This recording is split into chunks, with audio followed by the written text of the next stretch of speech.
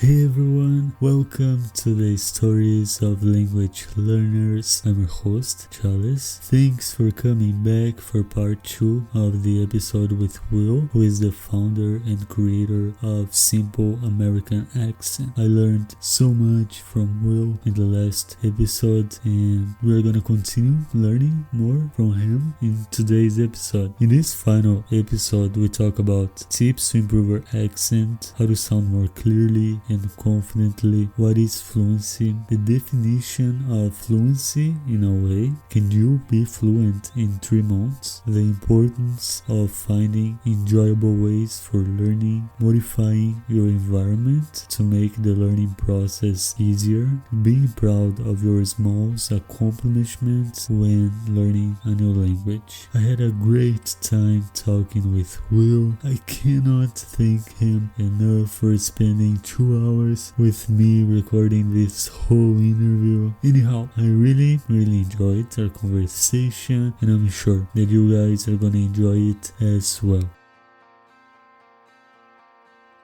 So I think that was my something quick about perfectionism right there. No, So no there's a problem. lot more detail. So again, errors. I talked about going away from right and wrong earlier and to focus more on utility, pattern alignment, goals, that sort of thing, effectiveness. So even talking about mistakes and errors is an interesting thing to look at, because I think it's sometimes useful to think about things as mistakes and errors because it's just simple and it's easy to talk about. And sometimes it's real, like you probably shouldn't say this thing in a certain situation because it's not as effective. But again, sometimes it's good to not even think about mistakes, to like transcend that, go beyond that, and just think about utility, usefulness. Because technically, whether in Portuguese or Spanish or English, I say a lot of things that are wrong all the time. And whether I'm aware of that or not, whatever, sometimes I am, sometimes I'm not. The point is, I'm choosing to say those things, or it's coming out of me naturally because it's what is appropriate for that situation. So if I'm hanging out with my friends at a bar, like, again, I'm not going to speak. Even, it's not just the bar, the super informal example either, by the way. Like even giving a professional presentation, as an engineer at my job at Boeing, I'm not going to say, I am going to have to think about it. I might say, I'm gonna have to think about it. Like I'm still going to be adjusting. And there are a lot of things where the pronunciation patterns or the language patterns might be considered almost informal, but they still exist in the formal environment because there's a bigger range for that than I think a lot of people realize.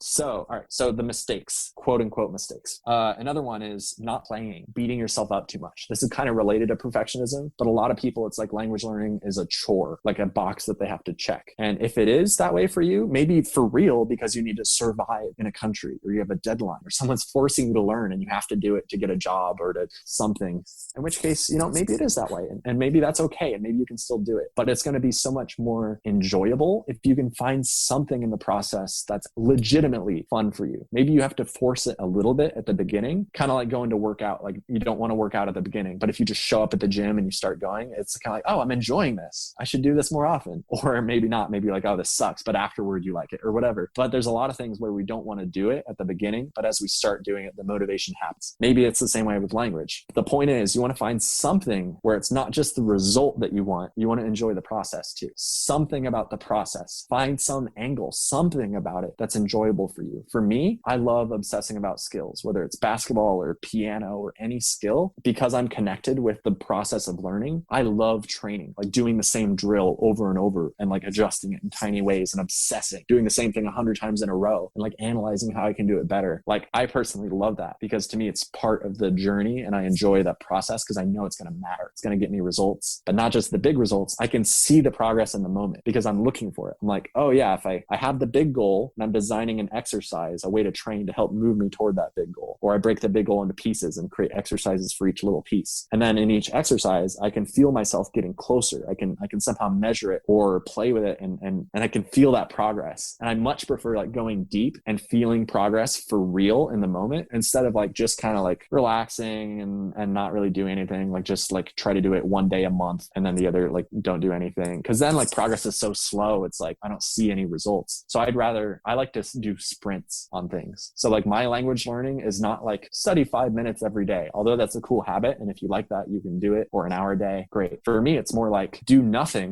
at all today, sit on the couch, be lazy, whatever, like play video games. And then at some moment, like tomorrow, naturally, or because I want to or whatever, I'm going to go deep and probably do like 2 hours, 4 hours, something. Like for me, it comes more in bursts. But also my life is set up so that I don't really have to think about it as much, like because of this business I made. But even before Simple American Accent, I created friendships, relationships with people who were native speakers. And I, maybe put my phone or my computer in a different language, or create, find shows that I actually like on YouTube or podcasts, or follow people on social media so that I'll get notifications. And when I'm just scrolling social media, it's not all just in my native language, it's in the language I'm learning. And I see cool content from like some of the big, names who are like creating amazing content in that language. So basically I'm changing my environment so that I'm naturally going to be exposed to the language more and more.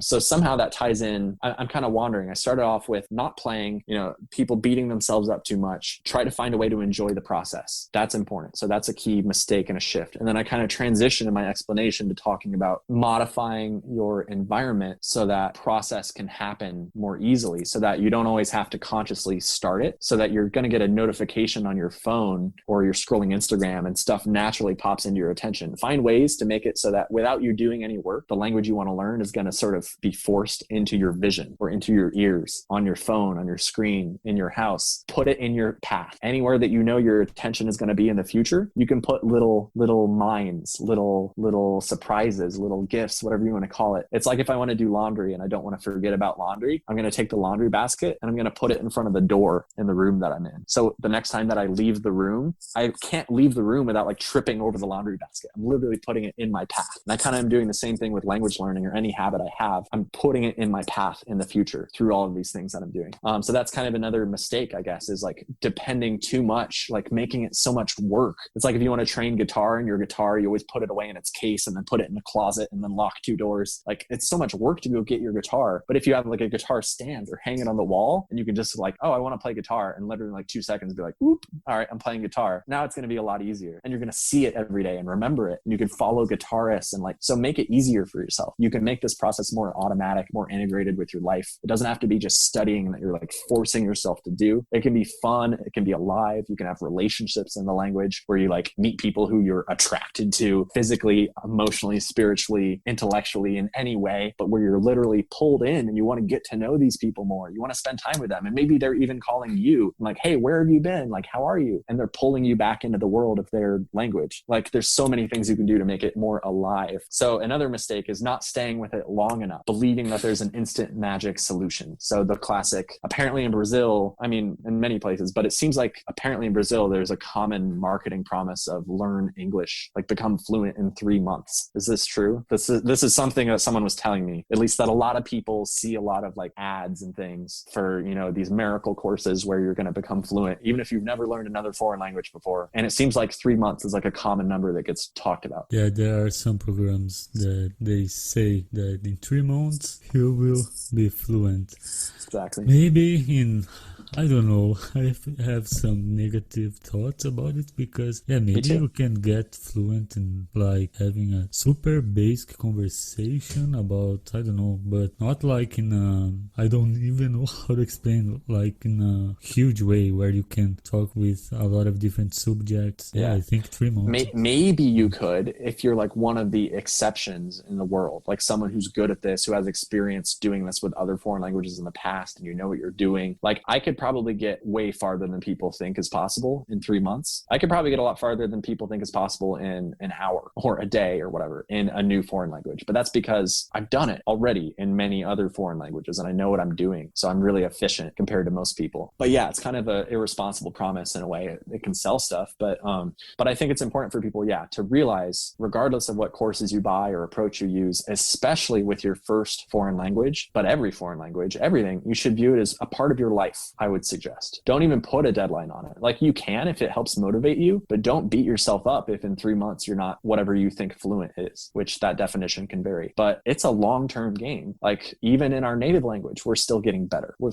still learning new words, learning how to communicate more effectively, better patterns, better, triggering things. Oh, don't say that in this situation, they got offended. We're learning how to speak better and better. The language is evolving constantly, and our way that we interact with the language is constantly evolving. So every language is a lifelong lifelong game. We got to live it. We got to keep it alive, and it's constantly growing. But yeah, with a new language, it's going to be slow probably. And it's important to not just, like we said earlier, focus on the big wins, but focus on the little wins. So when you're watching anime and you understand a new word, like a word, just one word for the first time, you're like, oh, like that's an amazing moment. And then when you understand that word again in a different moment, again, it should be like, yes, I caught it. Not like, oh my God, I should be understanding all of it by now. Like I suck. Like I'm never going to figure this out. Instead, it should be like, yes, last week I understood 1% and now I understand 2%. And that's, quick reference, Matt versus Japan. That idea, that specific way of thinking about it, I heard on his YouTube channel. So Matt versus Japan. It's this guy who, remember I talked about all Japanese all the time. He was influenced also by that, but then he continued beyond that and kind of developed his own methods. And I don't do everything the same way he does. We would probably, if he and I talked, have some disagreements about the best way to learn or whatever, and that's fine. But there's a lot of stuff that he and I agree on and do similarly. And he's really good at Japanese. He goes online and plays like virtual reality games in Japanese where you can speak in Japanese, but you can't see the person. And he plays with native Japanese speakers and they think that he's Japanese. So that's yeah. So it's a cool YouTube channel to check out, even if you're not learning Japanese, because he's someone who, kind of like me, we're not just learning for survival. We're not just learning the bare minimum. We're trying to push the limits, or at least we have for part of our life. We've gone really deep to see how good can we get, how close to native can we get. Not that native equals good, but it's just an interesting goal to explore. So that's an interesting reference point. So anyways, the idea of like, going up in percentage points, little by little over time. I think that's a useful idea. And that's an idea I got from him. So that's important. It's not just 3 months. It's if you do this and enjoy the process, after 3 months, you're going to have some meaningful results. It probably won't be the big result that you dream of, but you're going to have meaningful results that should be exciting. I don't know if you'll be having conversations yet or not. I don't know. It depends on how you define a conversation and what you try to do and so many factors, but you're going to have something meaningful if you do the right stuff. Even if you do the wrong stuff, just do stuff. Just do anything. Get contact with the language, play with it. And over time, you're going to get better and better and better.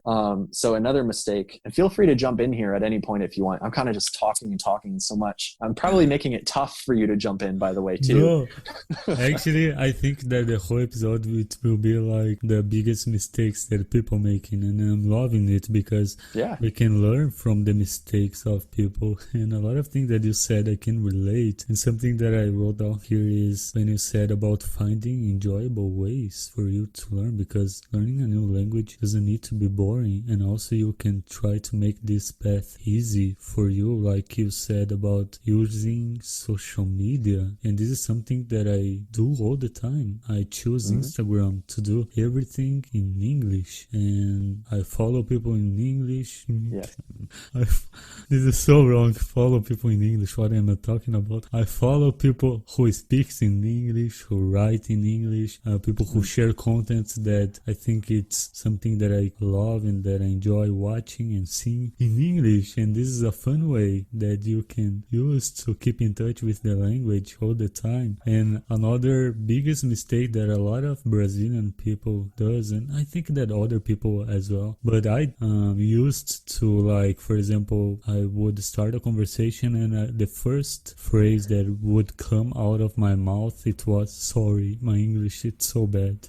You start with an apology. Yeah, exactly. And this is something that I learned, that guys, we don't have to be sorry for our English. We just need to embrace the fact that we worked so hard to get at the level that we are in. And if you are able to have a conversation for 10 minutes with another person, if you are able to chat with another person and you can be understood, embrace the fact. Please don't be sorry. Yeah. I think you can say you're sorry if you want, but it depends on where it's coming from. And again, it comes from what is most effective in the situation. So I might say, oh, I'm sorry, blah, blah, blah, if that was effective in the situation. Here's an example, right? I'm actually applying the idea I said of things aren't just right and wrong, and that's it. It's more flexible than that. It depends on the situation and your goals. So this applies to that too. I agree that as a general rule, people probably apologize too much, and their energy, like they have like a pained look on their face. They're not smiling when they're speaking English. They're like shy and like look like they're in pain. And probably they're communicating to the other person without words from their facial expression and their energy. They're communicating to the other person, I hate speaking English. I don't like this. Please save me. Please leave me alone. Please make it stop. I want to stop speaking English. And then what's the other person going to do? Naturally, naturally they're going to respond to that. They're going to exit the conversation. They're going to try to switch languages or whatever. So you end up, without realizing it, probably shooting yourself in the foot and making a lot of your conversations die in the first moment before you even open your mouth, because the person sees your face and they're like, this is not going to be enjoyable. This person's not,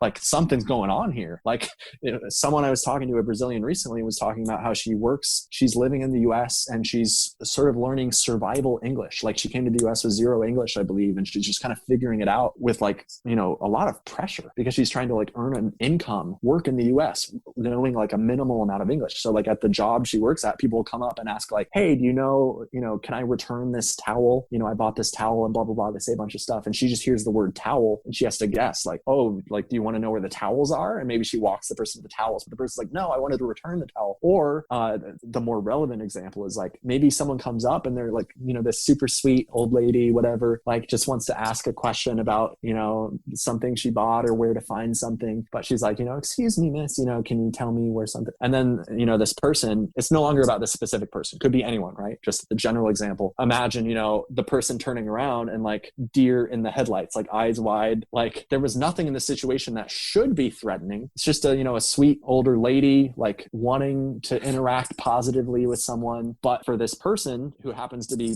Brazilian in this moment, we'll say, but could be anyone, it's a threat. It's a, oh my God, English. I don't know what they said. I don't want to be here. Like, I'm scared I'm going to mess up. I'm like, everything could go wrong. It's like the world is melting. Like, what do I do to escape? What do I do to, like, survive this moment? Like, fight or flight. So they're not even connecting, like, with the energy of the moment. They're not enjoying, like, the eye contact and, like, taking a breath. Oh, hey, hi. Even if you can't communicate perfectly, you can say, like, hi, and, like, smile and be like, oh, I'm sorry. Could you repeat that? Could you say that slower? I'm still learning English. Like, you could learn a few of those phrases, and you could even say those with a, like, take a deep breath and smile in that moment. And it could be a totally different experience than, like, oh my God, like, what, like, you can't even speak. And the other person's like, oh my God, like, they tap your shoulder and you turn around and they're immediately like, oh, this person is horrified. Like, they're going to feel bad too. They're like, I don't know what to do. Like, there's something going on here. Like, this is a whole situation. I just wanted to know where the towels are, but, like, maybe I should, like, they feel awkward because you feel awkward.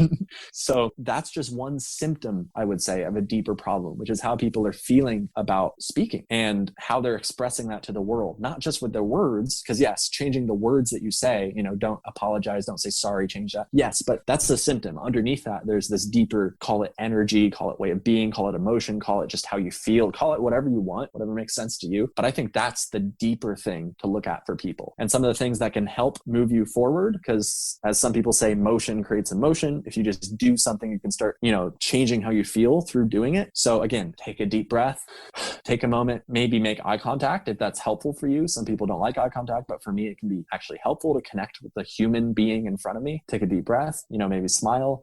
If you need to ask them to repeat something, maybe ask them to repeat it. Maybe memorize some phrases that are useful, that aren't just sorry, but like, oh, I'm still learning English. Like when I was in the Netherlands, I didn't speak Dutch very well, but I was going up to random strangers in the streets of Amsterdam and literally asking one after the other with my limited broken Dutch, "Wat is Leidseplein?" Like I'd say something at the beginning, like, excuse me, something. And then I'd ask the same question literally to one person after another, like 10 people in a row, just to hear how they would respond differently and compare it and learn, see what vocabulary they say, see how people react, just to see what happens. Literally one stranger after the next, like 10 people in a row, same exact question. But instead of just saying "Wat is Leidseplein," which means where is Leidseplein, which is a specific like tourist, or like it's a place. And I was very near Leidseplein. So I literally walked close to it because I knew the directions would be easier. So I was only like a couple blocks away and I already knew the answer. I didn't actually need them to answer. I was just asking to get the experience of the language and to see what people would tell me, for better or worse. That's what I was doing. But so yeah, it's kind of funny. But what I would do, because people would sometimes answer in English because they would hear my accent, they'd know, and they'd want to help me. Or, it's an interruption in their day. If someone's in a hurry, they don't want to, like, they're responding because I almost forced them to by saying hi. So it's kind of an awkward situation. And at that point, I probably wouldn't force it. I'd let them go on their day because they're obviously in a hurry. Maybe I wouldn't even ask them. But in a lot of situations, I was able to create this opening together with that person. It was in partnership, like someone who wanted to be helpful. Like it wasn't really about where is Leidseplein. Like it would lead into a bigger conversation. And what I do at the beginning is I started adjusting to try to get people to respond in Dutch. I started adjusting. I started smiling more, trying to connect with them as a person more, not just with the words, but my energy. And then I also started adding in like literally saying, I forget what it was, but it was something like, I'm an American and I'm learning Dutch. I learned how to say this in Dutch. I'd say like, I'm an American and I'm learning Dutch. I would love it if you responded in Dutch or something like that. Like I literally like made a request in the opening. I was like, I'm looking for light supplying. I'm obviously American, but I'm learning Dutch. Is it okay? Would you respond in Dutch? Because that would help me learn. Like I'd say something like that. It doesn't matter what the exact words are, but I'd get a much better response from people because they'd be like, oh, okay, American tourist. And he's learning Dutch? Why? Like no one learns Dutch. Like I'm curious about this guy and I want to help him. And some people would still be jerks or keep walking or, I'm kind of a jerk because I'm interrupting and that's fine, right? They can go, that's fine. But some people like it opened up beautiful conversations. Like I sat down with one lady and her dog for like 10 minutes, her door's like open. I think maybe she invited me in. Maybe I said no, I don't know. Like a friend comes by and talks and I'm just sitting there and she like introduces me to her friend who's another native speaker. And I'm just like part of this world all of a sudden that I wasn't, just by saying hi, having a welcoming energy where I'm not in pain, but where I'm wanting to connect with the person. And I literally like stated my goals. I didn't even have to be like creepy or sneaky about it, which you can be if you want to be. And sometimes that works. But I literally was just very direct, like, hey, I'm American. I want to learn Dutch really bad. So if you could answer in Dutch, that would be amazing. And I like said that in Dutch. Yeah, I love that you would approach people asking questions that you already knew the answer just to get the opportunity to talk with them. This is remarkable. Yep. And yeah, sometimes we need to face our fears. There is no other way. I know that sometimes it's super challenging and we think that we can't because as humans, a lot of times we doubt about ourselves. And yeah, while you were talking, I remember that, as I said, I was so terrified of having a conversation and I just decided, I will have English classes with native English speakers through Cambly. And it was, my first call was, I don't even know how to explain, but it was the worst. I remember that I sat behind the computer for, maybe 2 hours before to click the button to call the first tutor. And I didn't know how to use, Cambly and all the options in the screen. And I remember that I chose tutor. It was a woman, but I don't know what happened. All of a sudden, Cambly showed me on my screen, this person it's not available. Do you want to look for other person? And I clicked the button, yes. But what I didn't know, it was that Cambly would choose automatically another person. And all of a sudden, a guy appeared in my screen and I said, what? Who is this person? And I still have this video on my phone. I should publish it because you guys should see my face of horror. Who is this person? Now I need to talk with this guy. And that was the boost that I need to do or to make to face that fear and go out there and start to speak with people. Because if you want to get better at speaking, there's no other way. You need to approach people, you need to open your mouth and you need to speak. Okay, so I think it's time for us to move on to the next question. That sounds good. So do you have any tips or advice for someone who is trying to sound like a native speaker and to improve their accent? Yes. Definitely, because that's what I've been focusing on, specifically for the last 2 years, helping Brazilians to do that. But in general, I've been doing that in my own life since I was like 10 years old. I wanted to become a native speaker. So the first thing I want to point out to keep everyone engaged here is you don't have to sound like a native speaker. Again, everyone's goals are different. That's fine. So it's not just right or wrong or what you should do. There's no one right answer. So if you just want to speak and survive and just kind of do the minimum, that's great. If you want to go beyond that and start becoming more confident, more clear, more able to express yourself, but you don't want to, quote unquote, lose your accent, lose touch with your identity in some way. If your accent and your identity are connected in your mind, that's fine. I think in some ways it's useful to separate those, but for a lot of people, they're closely connected and that's okay. Again, there's no one, we don't have to force anything here. Whatever your goal is probably great and you should work towards that. But if your goal is to sound like a native speaker, then yes, I do have some recommendations. If you want to keep your accent, but you just want to sound more clear, more confident, more smooth, more natural, then ironically, a lot of my recommendations are actually the exact same thing. Because here's how I see it. If you imagine, let's say that 100% means you are internally terms of pattern alignment, you're 100% aligned with how native speakers communicate. You can't tell the difference between you and a native speaker. Let's call that 100%. If you get to, 98%, 99%, some native speakers probably already aren't telling the difference. You're close enough that a lot of people might think, maybe once in a while they're like, oh, that was a little bit different. Everyone's threshold is different. So people who,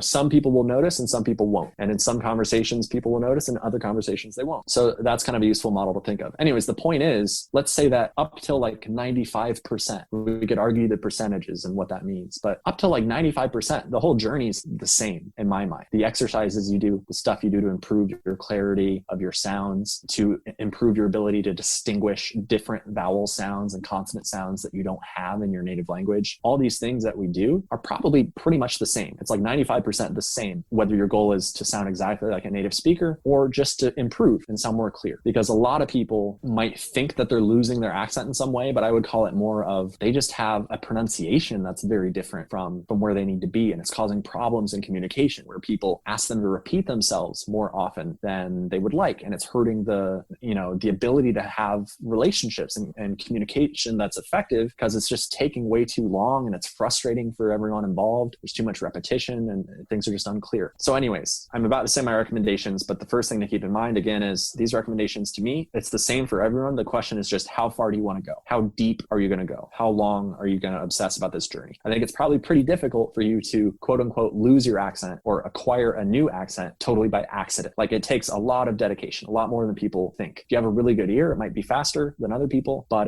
yeah, it's a lot of work. So, all right, but the recommendations, let's get into that. To me, I think of it as three main parts. Number one, and these aren't in order, it's just three things that you do. Number one is imitate. Number two is separate. And number three is integrate. So what that means, in my view, is number one, imitate. What does that mean? It means pick the people that you want to sound like. Again, it's not right or wrong. It's just, who do you want to sound like? It could be one person, many people, many different types of groups of people. It all depends on your goals. Who do you want to communicate with? And even if you don't want to sound exactly like them, you want to get close to their world so that the way that you communicate matches their expectations. Because if they're used to hearing things in a certain way and the way that you speak is very different from that, that's going to create extra friction. It's going to make it harder for them to understand you. So no matter what you do, pattern alignment matters. You want to get close, however close you want to get, that's up to you, but you want to get close to their patterns. So imitation to me is key, because yes, you can listen to people in your head and sort of speak in your head, but that's not the full picture. You got to actually imitate out loud. So listen, pick the people that you want to interact with or sound like, listen to them a lot.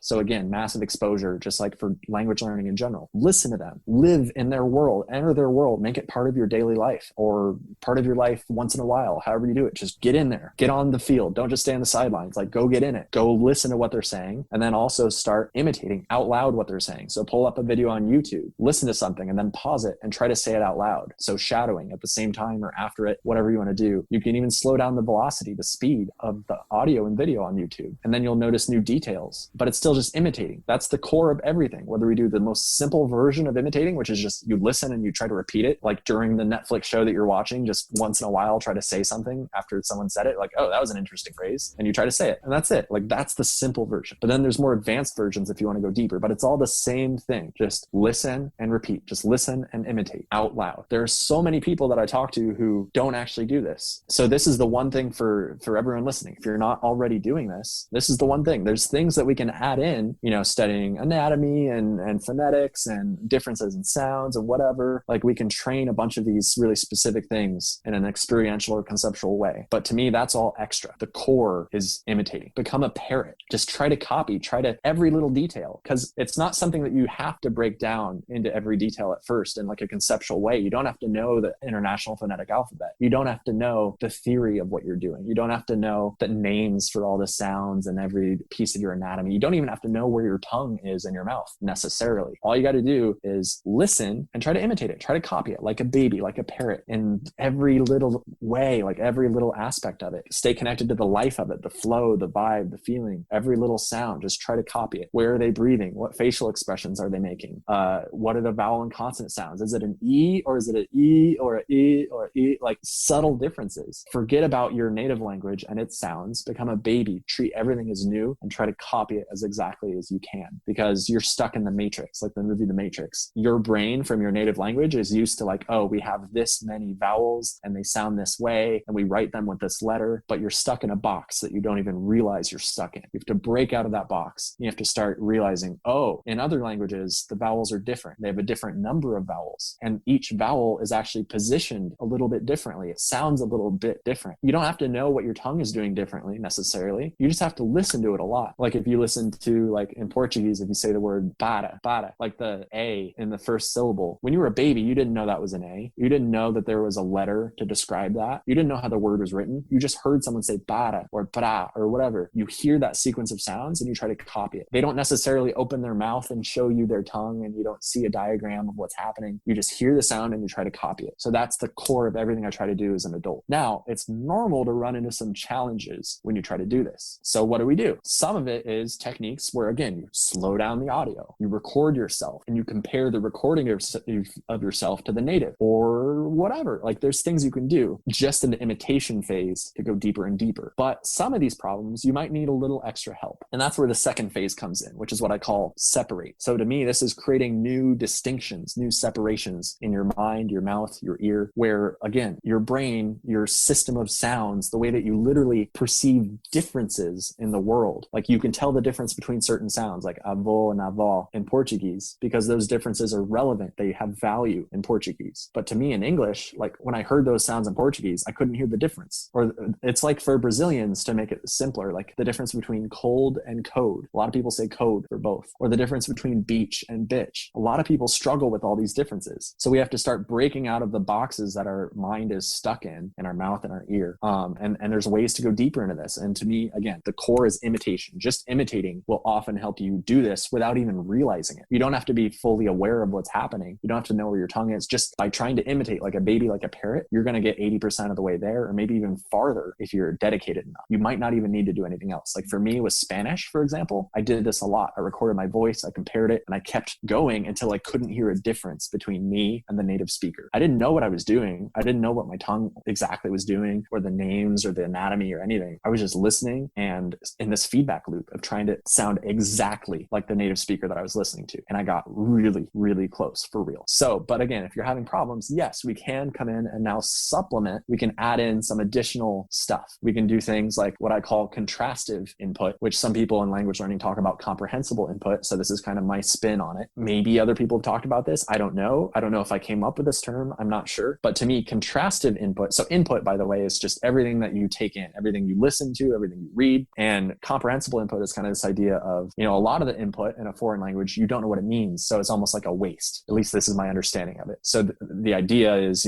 maybe you want to listen to things and read things that, 80% of it you're already familiar with and it's comprehensible. You can understand what's happening. And then the other 20% is new. But since you already have the general idea, you can start to assign meaning to the little bit of new stuff because you have a reference point. And then you can go accumulating over time, and the amount of input that's, comprehensible kind of grows over time or something like that. And you can poke holes in that or whatever. So anyways, contrastive input is kind of a similar thing to me, but instead of helping with language patterns, it's helping with sound patterns. Because to me, there's these hidden contrasts. Again, beach versus bitch, code versus cold, bed versus bad, all these things where we have to retrain our brain for how it perceives and produces sounds. So one way to do that is focus feedback loops, which is basically the imitate and repeat, record your voice, all that stuff. And another way is contrastive input. So get rid of all the distractions. If you just listen to a bunch of English, like random English phrases without pausing, without focusing in the right way, all the sounds, it's like a million different random sounds, right? All mixed together. And it's hard for your brain to notice the subtle difference between one sound that was here and another sound that happened 2 seconds later, because there's so many other sounds in between it and it's hard to connect it. There's a lot of distraction. There's a lot of noise, and the signal is not clear. The signal to noise ratio is off. So what I suggest doing is get rid of the distractions, get rid of all the other sounds. Basically, we end up doing what people call minimal pairs, where you have bed and bad, and there's this difference. But we can kind of go beyond that and find a ton more examples of, let's get a bunch of audio of speakers saying bed, a bunch of different examples, and a bunch of examples of someone saying bad.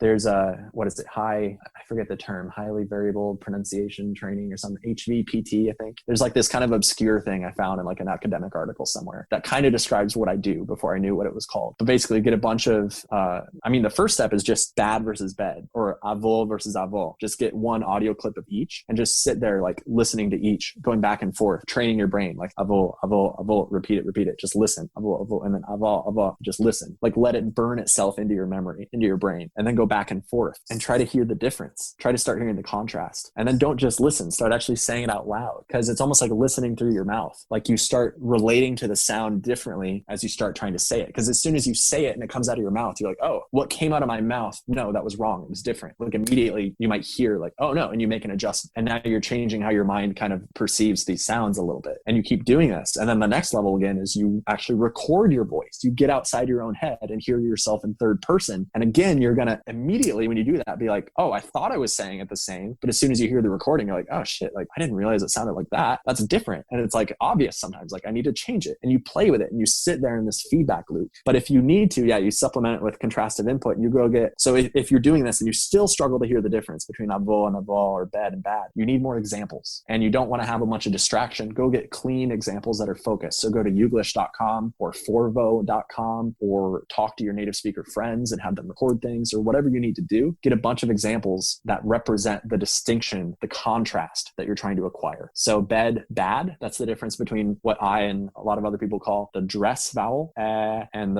you could say the trap vowel, perhaps, so learning each of those vowels and sort of tuning them. And it's not just one target. A lot of Brazilians say both the same way. We need to split the target. So that's why number 2 is called separate, because this whole process is about, you're not just hitting one target, pattern alignment to a target. You're not just hitting one target. You need to split it and it becomes 2 different targets, because bed and bad are 2 distinct different vowel sounds. So we need to literally create like a new crack in your perception. We need to break you out of the matrix, get you outside of the boxes of your native accent, your native language. And literally you start hearing a difference, perceiving, noticing a difference that you maybe never noticed before in your entire life. So it's like a moment of discovery when you first start hearing, even if it's just a little bit. Maybe it's not 100% clear and consistent at first, but it's like almost you get like goosebumps sometimes. It's like, oh shit, okay, yeah, I get it a little bit. Like I think I get it. I hear something. I don't know exactly, but I hear something. And it's like this mystery that you're solving and you're like following the trail. So anyways, focus, feedback loops, contrastive input, you're creating this split, this separation phase where you're getting rid of all the, don't just listen to random normal English, because you can do that for the rest of your life and still have the same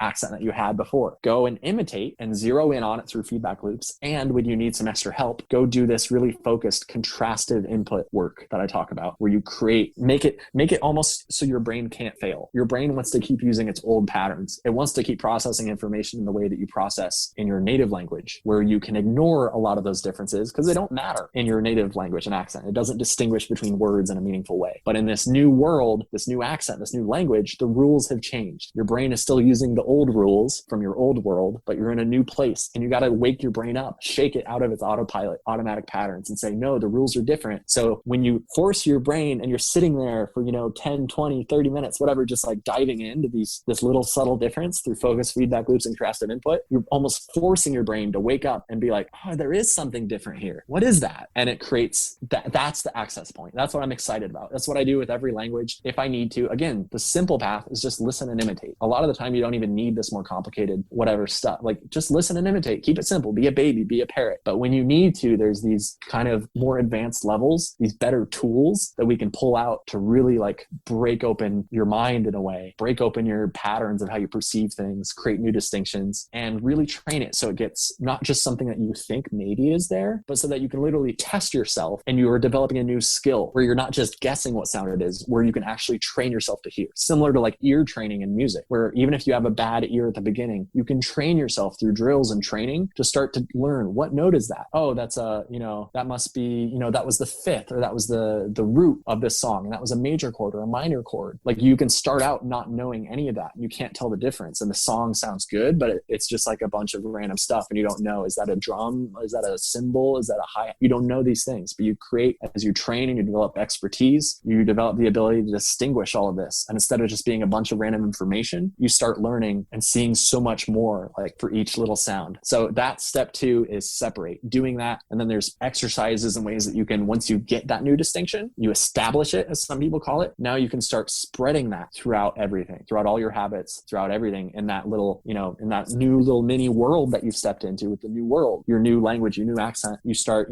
training it by itself. Maybe you get feedback from someone to make sure you're doing it roughly in the right way. Your tongue's not in some like random weird other spot that's going to cause problems or something. But once it's established, now you can start putting it in, other contexts, generalizing it, putting it in syllables and words, full phrases. All of this, maybe it's scripted at first. You're reading text, but then you start even like putting it into improvisational conversations. And maybe you put it in other environments, different topics, different situations, you know, the bar, the interview, whatever. And you record yourself and you check it and you see if you made mistakes and you get feedback from someone who's qualified to help you. And it's sort of like leveling up in a video game. You start with like the little achievement and then you stack it. You get better and better from an individual sound by itself to harder and harder context, words, phrases, etc. And especially some of those are going to have trickier transitions. You might be able to say the TH sound, that specific sound, well by itself, and you might be able to say it in certain words, but maybe at the end of the word sixth, it's hard for you and it breaks down for some reason. So maybe there's certain tricky transitions that you need to identify and focus on, like sixth. Okay, stop saying the full word because you're going to repeat your autopilot patterns, which might be wrong. You need to break it apart and create new patterns in your brain. So let's say, okay, sixth. Let's just do the end of the word. It's sort of like a K sound and then an S sound and then a TH sound. So now let's just do the S. Let's make sure we can do each sound by itself first.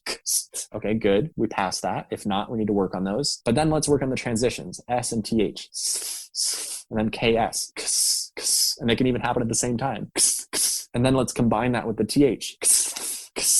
We can slow it down. We can look at the physicality of the tongue. We can do anything we want. All of this that we're doing right now, again, is the extra, more complicated stuff that isn't always necessary. The core is part one. Just imitate. Listen and imitate like a baby. But when you run into problems, there are ways that we can troubleshoot things and go deeper and train and build up your skill in whatever areas that we're identifying problems. We can discover those problems or deviations, you know, being out of alignment from the patterns that you want. And then we can work to get in alignment in a very strategic and focused way. But again, you don't have to know all of this. If you do really well, which is listening and imitating, you might not need to do this other stuff. You might, but you might not. Just listen and imitate. And then finally, step 3 is integrate, which basically means after we go into all those details in the separate step, the second step, imitate, separate, integrate. So after all those details and separate, it's easy to get lost in all the details and for it to start to feel cold and boring or frustrating or scary or whatever. So integrate is about, now forget that. Like you trained your skills, like you did all the drills on guitar, you did all the technique, but now you're going to go play. Just go play a beautiful song. Like don't worry about all the technique. Just go live, like integrate it, like own it, let it become part of you. Stay connected to the life of it, even if you don't do it perfectly. You want to keep training so the right things become part of you over time, so to speak, but don't let that stop you. Like go live it right away. And integrate for me, again, these aren't in order. Integrate happens from the beginning. I want to be connected to native speakers, for example, integrating with their communities, with their groups. I want to be part of the group. Going back to the beginning of the interview, it's all connected to me. I want to be integrated. I want to feel whole as myself. Even if I have sort of multiple personalities, multiple modes, depending on who I'm with and what I'm doing, that's fine. But I want to feel like I still like belong and feel comfortable in my skin in some way. And like I'm integrated and whole and feel good. And I want to feel confident and comfortable no matter what room I'm in or sort of who I'm being in that moment. I want to integrate all of that and be flexible with all of that. And I want to integrate in those communities to effectively participate. I want to stay connected, keep the language and the accent alive. Stay connected. Again, we can analyze it, break down, name all the parts of it, and turn it into almost this cold thing. But we don't want to lose sight of the life of it. Because again, as a baby, you're not sitting there analyzing things in this crazy intellectual way. You're just listening to your mom and dad and other people, and you want to join in. You want to copy. You want to imitate. You want to play. Like let's have fun. Like let's go. Like let's live. Let's not be left out. Like let's survive, but let's also like go beyond that. Let's live. So that integration to me is kind of the catch-all for all of that. Keep it alive. Don't lose sight of why you're doing this in the first place. Human relationships.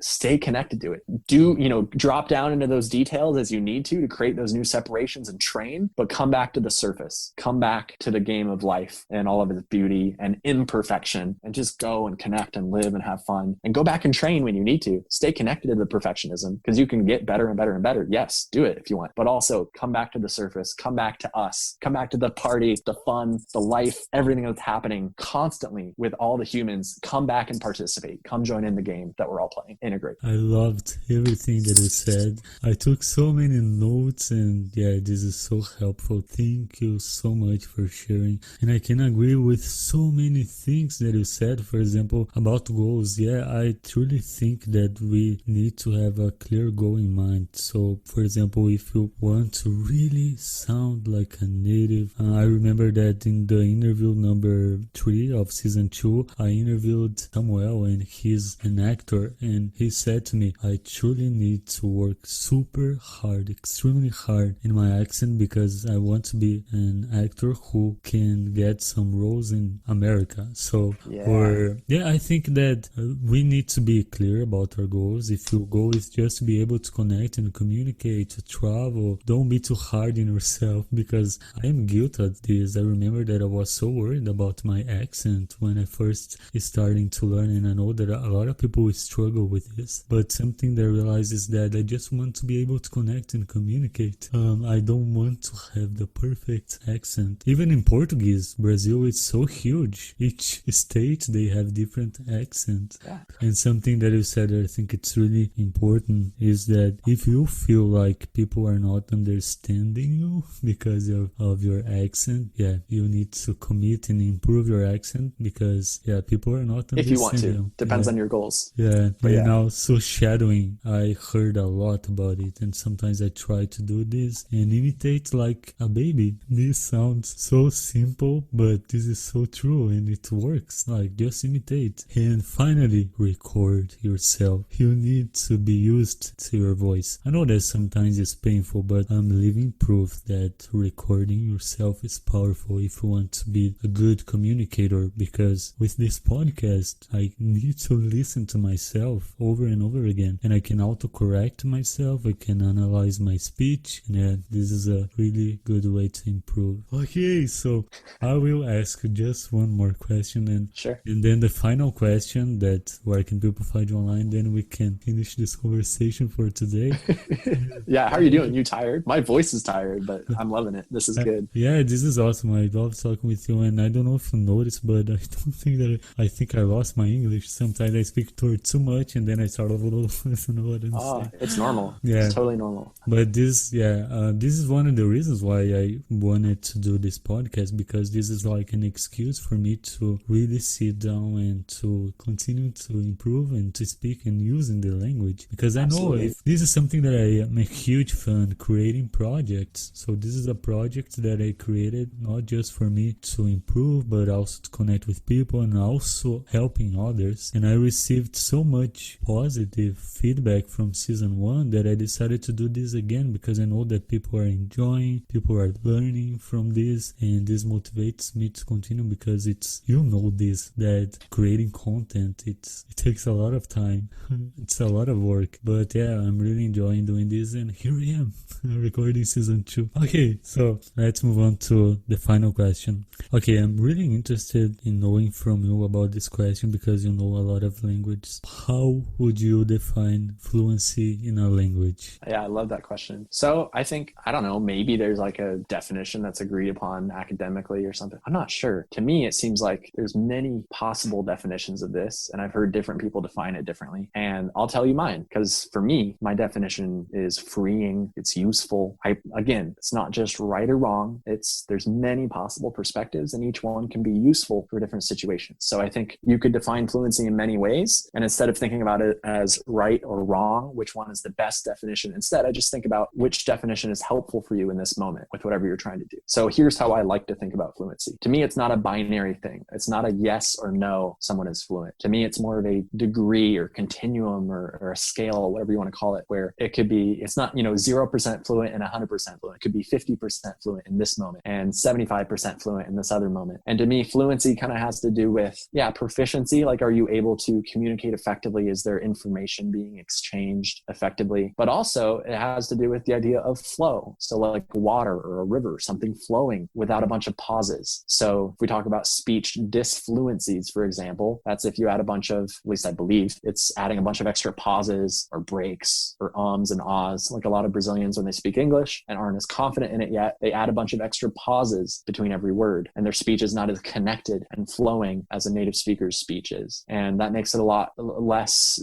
engaging, a lot more kind of stopping and starting. It's a little bit harder to listen to and interact with, and it's probably not as comfortable for the person speaking either. So that's a key part of fluency to me. Is, in a way, we could even say that someone can have a fluent conversation even if they're not fluent in a bigger sense. So like when I was learning Italian, and I said, I learned to become conversational in basic conversations, very specific basic conversations in like like a couple of weeks, I would say speaking very fluently in those conversations, because we weren't stopping and like Googling and looking things up. No, we were actually, it was flowing. Even if I didn't say the perfect word or the perfect grammar, I was communicating fluently by this definition because it was flowing. We were actually communicating and having a good time and understanding each other and going back and forth. And the conversation was flowing almost without stopping. Maybe there'd be occasional pauses because I'm not perfect. So in that definition, again, it's not maybe perfectly fluent, but it was pretty dang fluent. It was really good. It was flowing. It felt amazing for me. The other people seemed to be enjoying it. So in that moment, in that context, in that topic, whatever, I would call that fluent in a way. And I think that's a useful definition, is instead of thinking of sort of global fluency as like this, this one definition for everything where you're trying to become fluent in a language and it's just this one simple definition, I think of it as more of a local fluency. Like it depends on the moment and the situation and the topic. And again, it's not a yes or no. It's a, you can do better, you can do worse, you can get better over time. So like I can speak pretty fluently in Portuguese on a lot of topics, but if I need to speak about something specific, or if I'm in a tricky situation that I don't have experience with, I'm going to be way less fluent. And people might listen to me and judge me way more strongly. Like, oh, you're not good at Portuguese. My accent might even get worse because I'd be stressed in that situation. I'd be trying to talk about things where I don't know the vocabulary or I don't understand the slang that people are saying. Like if I was suddenly in like, I don't know, a bar again in like, I don't know, in like Recife, like if you throw me in a bar in Recife and I'm there trying to listen and communicate, I'd probably be pretty stressed because I'd be like, oh shit, what is all this slang they're saying? I don't understand what's happening and I don't know how to even ask. I don't know how to order a beer. I've never ordered a beer in Portuguese. I think I might know how to say it because I've heard it maybe in some content, but not that much because most of the content I listen to isn't like showing that specific situation. So there's a lot of stuff where I'm going to run into the limits of my fluency. But there's also many other situations where in my daily life, like here, living in the US and just communicating through Instagram, doing lives, getting on calls with clients, all of that stuff in Portuguese, like almost all of those topics and contexts, I am very fluent in. I'm able to communicate very effectively. Even if there's certain words I forget, that's okay. Those are the exceptions. Most of it is very fluent. So that's the rough picture of how I define fluency. I think it's more useful because you don't have to beat yourself up about like this one strict definition, which you can use that if you want, if it's useful for you. But most of the time for me, I prefer to think of, let's celebrate the fluency that I do have, because we all have some amount of fluency right now, I would say. If you learn just one word in Korean and you don't know anything else in Korean, you can maybe say that one word fluently and then you hit your limit. But let's celebrate the fluency that you do have in whatever situations or topics you are able to use it. And let's grow it. Let's expand it. So that's how I view it. So you already have fluency, but it just has certain limits. And let's find those limits and push them if we need to. You might not even need to. Again, it depends on your goals. So to me, that's a more useful definition of fluency, is it's something that you already have and not something that you don't have. And let's expand that more and more. Yeah, I love it. And yeah, this is so true because even in Portuguese, I can say that I'm not fluent. There are so many things that I don't know how to talk about in Portuguese. And yeah, this season 2 has been so rewarding for me because I've been learning so much from each guest. And I remember that there was a guest who told me, don't try to be fluent in everything. You don't need to be fluent in everything, and that's okay. And I started this podcast in season 1 saying, oh guys, I'm sorry, I'm doing this to improve my English. I'm not fluent. But nowadays I'm embracing the fact that I'm fluent. I can talk about the process of learning a new language. Yeah, you're fluent. That's easy for me. We're having a conversation. I call you fluent. End of discussion. We don't need to like, other people can argue about like, oh, you need to pass this test, become level C something, B something, get certified at C2 to master, whatever. Like we can argue about external assessments of where you're at. But to me, it's just goals. You want to be able to do a podcast and talk about stuff, then there's fluency that applies to that. And in that context, by doing podcasts, again, doing the direct thing, getting on the field, doing the podcasts, just by doing podcasts and nothing else, you're getting better at doing podcasts, specifically in English. It doesn't mean that you're practicing how to order a beer in English. That's something different. But you're practicing in this context and you're developing skill, proficiency, fluency in my definition. So if you guys can have a conversation about something that you love, so for 1 hour you were fluent in everything that you said because you were able to communicate with people. Yeah, I never thought that one day I would have a podcast in English. And when I started this, I thought, I don't know if someone will be interested in what I have to say. say in English. And turns out that people from more than 50 countries listen to this podcast. And this is huge. And that's why I love English, because English connects people. When you know this language, which is the global language, you can, if you have an idea, if you have a desire, and if you want to use your voice, go for it. Don't think too much that you need to be 100% fluent in everything before to start doing something that you would love doing. I start at zero. I start speaking like a caveman, like the call I did in Turkish or whatever. Like I just throw myself in there. People don't have to do that. You can build it more slowly and smoothly, but you can literally try, even if you fail. You can just go in and start doing it. There's no like rules for what you're allowed or not allowed to do. I mean, except for ethically, legally, it's all that stuff. But like you can just, it's okay if you fail. It's not the end of the world. If you are able to just keep going, like you can learn something from that experience. What does failure even mean? Like you're going to learn no matter what if you approach it in that way, and your fluency will just build and build. I wanted to add a quick note too. I think we do have to acknowledge though, there is sort of a standard to some extent. There's sort of a standard definition of fluency.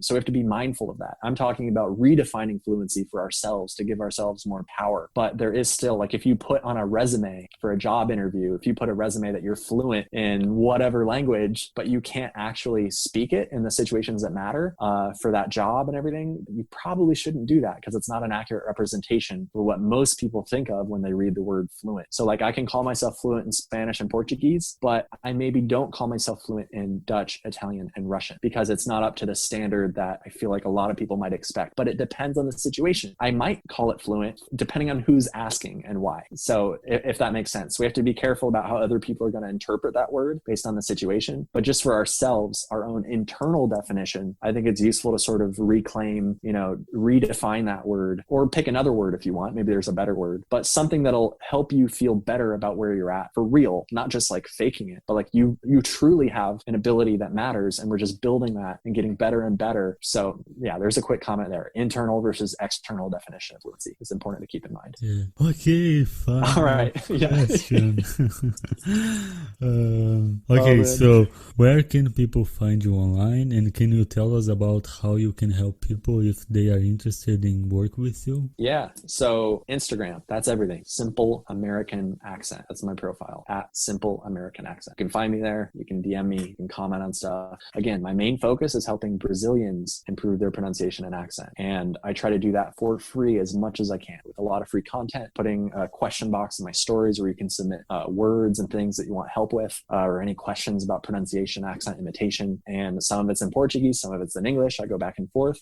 Again, you're welcome there if you're not Brazilian. You're welcome there if you don't speak English yet and you're learning, although I assume if you're listening right now, you probably at least speak some English. But just keep in mind what my focus is, because my content is based around that. And going even deeper, yes, my paid services that I have, if you want to work with me as a client, then even more so there are some sort of stricter requirements with who I work with and who I don't. So again, I try to help everyone as much as I can for free. I really try to help, even for people who will never be able to pay me. That's my goal. And then for a very small number of people, right now, everything I do is one-on-one. I don't have a course. I plan to create a course in the future. I've kind of developed a test version of a course in the past, but I'll probably release an official course at some point in the future. But right now it's all one-on-one work. I'm very selective about who I work with. It's only a very small number of people, but DM me if you're interested and we can talk about what the right fit is. Because if you're listening to this podcast, I don't know what I'll be doing in the future. Maybe I already have a course. Maybe I'm still doing one-on-one, but my offers have evolved. But yeah, generally it's fairly expensive. It's an investment. It's only for a few people who want to go deep. I prefer working longer term, like a 3-month or a 6-month kind of thing. These things may evolve in the future. But also, if you're just wanting to get some quick advice, right now at least, I'm offering what I call an accent review call. That's $100 USD. So like in reais, that's a lot. Again, this isn't for everyone. This is for people who are invested and able to make it work. But you hop on a call for 50 minutes. We'll talk. I'll take you through my process, reading, specific words and things that Brazilians struggle with. I'll identify some of the key patterns that you have, which are probably ones that many other Brazilians have that I've noticed, that sort of separate you from speaking clearly in English or sounding like a native in English. And I'll point out what some of those biggest gaps are so that you can work on them. And I'll help you live right there in the call to get some quick wins. It's not going to be perfect, no magic solution, right? But to get some quick wins and to create a little bit of a plan, some ideas for things that you could do to keep working on those after the call. So that's kind of the entry point of the service. If you you like that, then we can work together more possibly after that if it's a good fit. But again, if all of this stuff is just too expensive, that's totally fine. I get it. It's not meant to be for everyone. That's where the free content comes in. I want to be like Robin Hood, as Victor Damasio talks about, take the money from the people who can afford it and use that to pay my bills, use that to improve the quality of my free content, and give away as much as I can for free, help people as much as I can through interaction. I've gotten to know a lot of my followers one-on-one personally through DMs and comments and know them by name. And so I'm really trying to connect. It's hard as I grow a bigger audience to do it as well as I'd like, but I want to help as much people as I can for free. Awesome. Will, thank you so much for being here, for taking the time to record this interview with me and participating in this podcast. I'm so grateful. And I can say for all the Brazilians, because you are helping so many people. And I've been learning so much from your content through your Instagram. You, every single day, you are making these stories and you are asking people for them to send you questions and you are always answering. And yeah, this is amazing what you are doing for us. Thank you so much. Happy to help. Yeah, it's something I love doing. I picked helping Brazilians partly because of the Brazilian friends that I have in my life and how much I enjoyed being around them. And if I was going to spend time building a business, I was going to have to spend a lot of time with the people I'm helping. And I've just had such an amazing time. Of all the people in the world I've met, I love all of them except for the assholes who I've met over the years or whatever. But like, people are amazing, and Brazilians have a special place in my heart, though. Especially, I've had some very close friendships with Brazilian people, and I'm happy to help as much as I can. Awesome. Thank you so much. Take care, and I'll see you soon. Bye bye. Yeah, thank you. Hey guys, I hope you enjoyed this episode as much as I did. If you liked this podcast, please share it with your friends. Don't forget to subscribe to the show